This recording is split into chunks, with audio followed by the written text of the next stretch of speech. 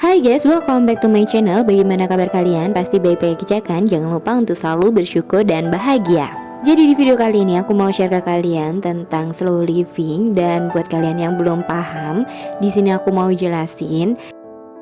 Dan slow living ini sangat berkaitan sekali dengan kegiatan hari ini.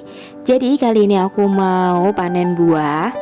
Karena suami aku itu sangat hobi sekali untuk tanam-menanam, dan menurut aku kegiatan ini sangat positif sekali karena di sini kita bisa lebih peduli lagi dengan lingkungan. Dan untuk tanaman bisa berbuah seperti ini itu tidak mudah karena banyak sekali trial and errornya. Tapi ketika sudah berbuah seperti ini itu rasanya puas sekali. Pasti rasanya sangat berbeda dengan buah yang dibeli di pasar. Dari menanam buah seperti ini, aku bisa menyadari tentang pentingnya sebuah proses.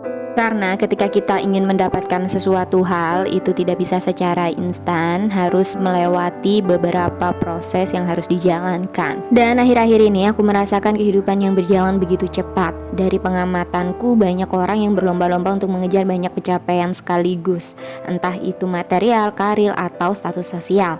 Seolah tidak ada waktu untuk merenungkan apa yang sungguh-sungguh diinginkan. Dari sinilah alasan mengapa aku memilih untuk slow living, dengan mulai belajar untuk selalu menikmati segala proses kehidupan, seperti contoh kecil dengan merawat lingkungan yang berada di sekitar rumah.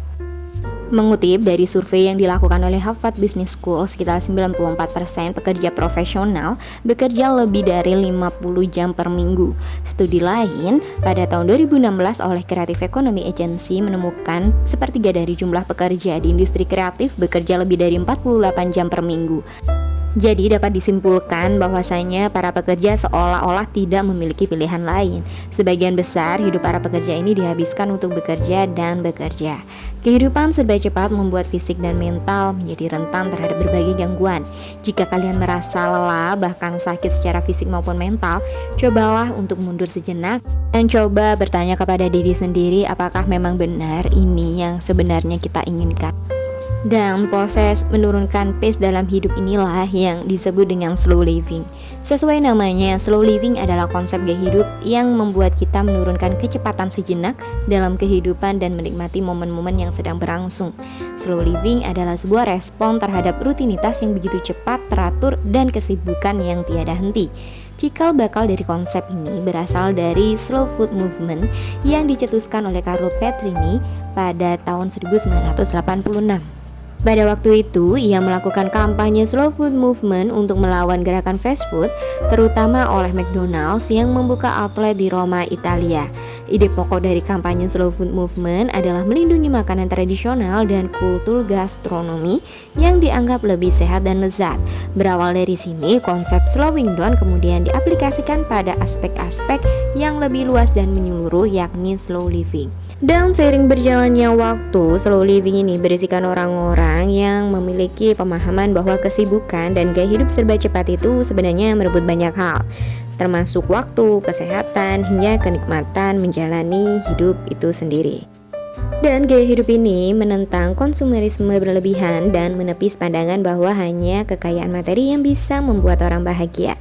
Ya, di sini aku sangat setuju sekali karena menurutku konsumerisme dan materialisme tanpa disadari membuat orang terus berlomba-lomba mencapai posisi tertinggi tanpa tahu kapan harus berhenti. Karena pada dasarnya manusia itu seringkali tidak merasa cukup. Dan pada slow living ini aku bisa mempunyai ukuran kebahagiaan versi diriku sendiri, dan aku bisa berfokus pada hal-hal kecil yang sering terlewatkan dan menikmati kesederhanaan yang penuh dengan makna. Di sini aku juga punya banyak waktu untuk memperbaiki hubungan dengan orang-orang yang tersayang. Bila sebelumnya selalu sibuk dengan urusan pribadi, kini saatnya kembali terkoneksi secara intim dan menikmati momen kebersamaan bersama teman, keluarga, dan pasangan. Jadi menurutku satu hal yang sangat berharga di dunia ini adalah waktu. Karena jika waktu itu kita tidak manfaatkan dengan baik, itu akan sangat menyesal ya. Jadi manfaatkan waktu sebaik mungkin untuk bisa berkumpul dan bisa menikmati hidup.